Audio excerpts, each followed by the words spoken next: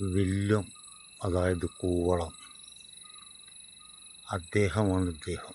നാരകത്തിൻ്റെ ഒക്കെ ഒരു രൂപസാദൃശ്യമുണ്ട്.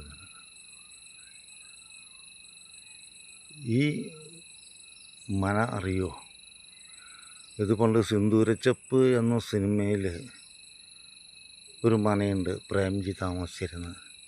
ഏകദേശം അതിനോടൊരു രൂപസാദൃശ്യം ഉണ്ടെങ്കിലും ഇത് അതല്ല മന. ഇത് മന വേറെയാണ്.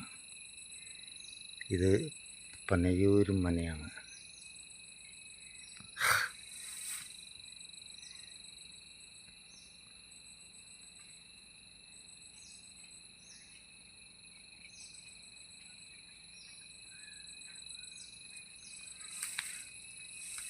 ഇത് ഇല്ലപ്പറമ്പാണ്.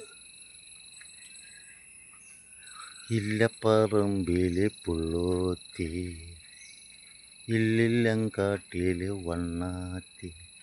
പഴയ പാട്ടുകളാണ്.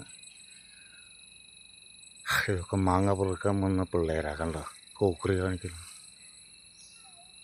ഈ പറമ്പിലെ മാങ്ങ ജനങ്ങൾ പെറുക്കി കൊണ്ടുപോവാണ്. ഇവർക്കതിലൊന്നും ഒരു എതിർപ്പില്ല. എന്നിട്ട് നമ്മളിവരെന്താ പറയുക? ഏതെങ്കിലും പറമ്പിൽ ഇങ്ങനെ കയറി മാങ്ങ പെറുക്കാൻ സാധിക്കുമോ?